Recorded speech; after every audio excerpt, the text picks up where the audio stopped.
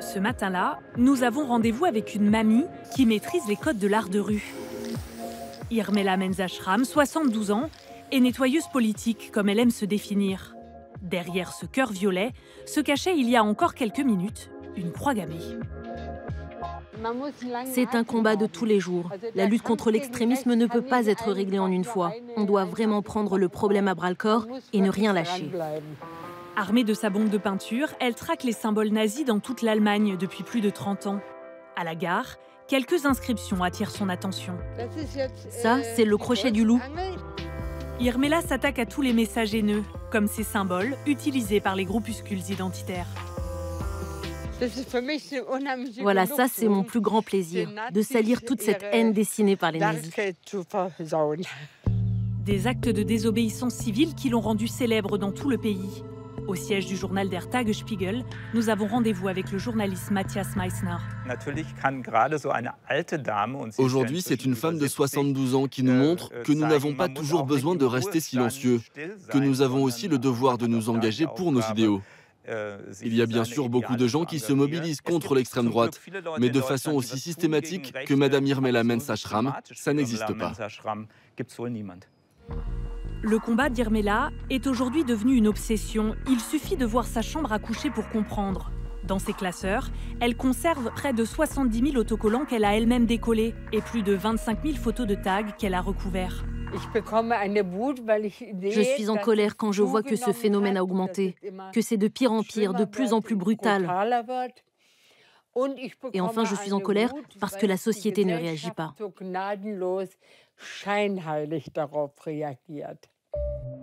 Depuis quelques années, l'Allemagne connaît un retour en force de l'extrême droite. Pour s'en rendre compte, direction Templing, à 150 km de Berlin. Une ville qui accueille ce soir-là une manifestation néo-nazie.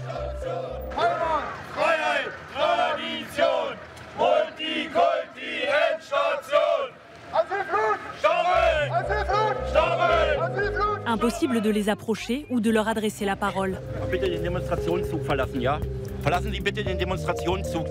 Il serait aujourd'hui près de 6 000 affiliés à des groupuscules néo-nazis en Allemagne. Un réveil identitaire exacerbé par la crise des migrants. Peter Ruth est journaliste pour une chaîne locale. Depuis des années, nous connaissons des violences contre les opposants aux néo-nazis, contre les migrants. Nous avons même eu des morts, des gens ont été tués ici. Le gros problème aujourd'hui, c'est que les meurtriers sont à nouveau actifs. Ils sont de nouveau là, parmi nous, et ça, c'est incroyable. De retour au domicile d'Irmela, nous lui montrons les images du rassemblement.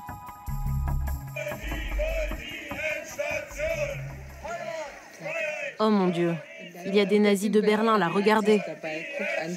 Qu'est-ce que vous ressentez quand vous voyez ça? Du dégoût. La seule chose qui me réjouit, c'est qu'il fait noir et qu'on n'est pas obligé de voir leur sale tronche. Mais l'Allemagne n'est pas le seul pays aujourd'hui impacté par ces mouvements d'extrême droite. La France connaît-elle aussi une recrudescence des actes racistes et antisémites? Face à ce phénomène, quel message Irmela souhaite-t-elle transmettre aux Français? Ils n'ont qu'à faire comme moi. Je ne comprends pas que l'on puisse se dire « c'est horrible, ces méchants nazis, on est des victimes » et ne rien faire.